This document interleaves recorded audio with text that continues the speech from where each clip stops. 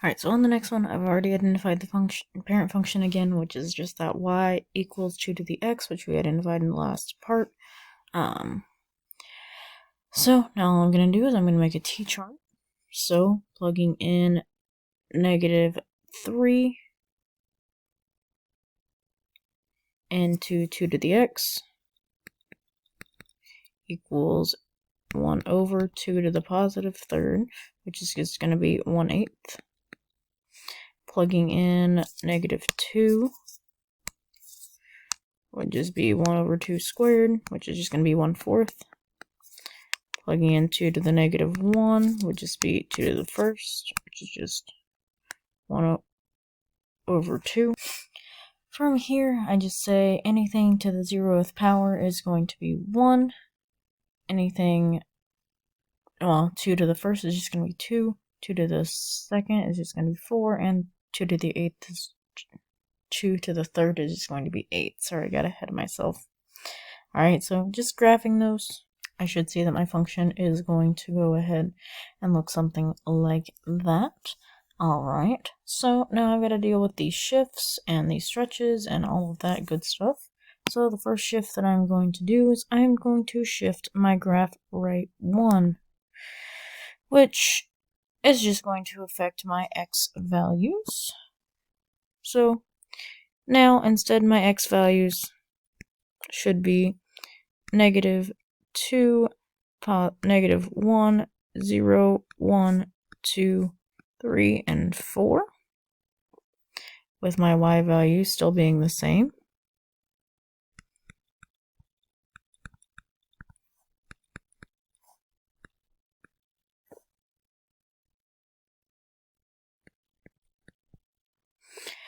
Alright, the next thing that I'm going to do is I am going to multiply my y's by 3, because that is my next little graph. So multiplying my y's by 3, which means that my x values are going to stay the same as what I just had, which was -2, -1, 0, 1, 2, 3, and 4. And then multiplying my y's by 3, I should get 3 over 8, 3 over 4, 3 over 2, just 3, 6, 12, and finally 24. So if I graphed my first transformation, it would look something like that. Now I'm going to pause this video again. I'm going to go ahead and graph those second coordinates with the multiplying my y's by 3. And 24 doesn't quite fit on my graph, so I can't quite put that one there. And then finally, that +4 on the end is just going to change my y values yet again.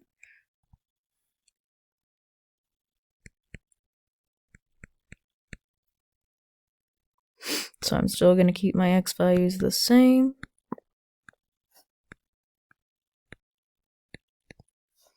But then I'm going to add 4 to my y values.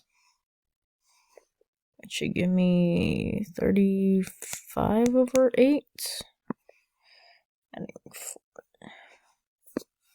19/4. 11/2. 7, 10, 16, and then 28, which definitely isn't going to fit on my graph.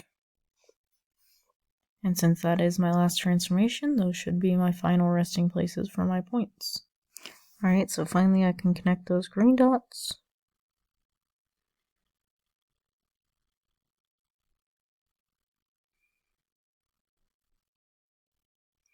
And then hopefully I notice that my graph is smoothing out towards the left, which means that graphically it should look like that I've got an asymptote here, that particular function is approaching as the limit goes to -infinity. as x goes to negative infinity. Alright, so the asymptote would just be at y equals positive 4. That's where that line is. See you in my next video.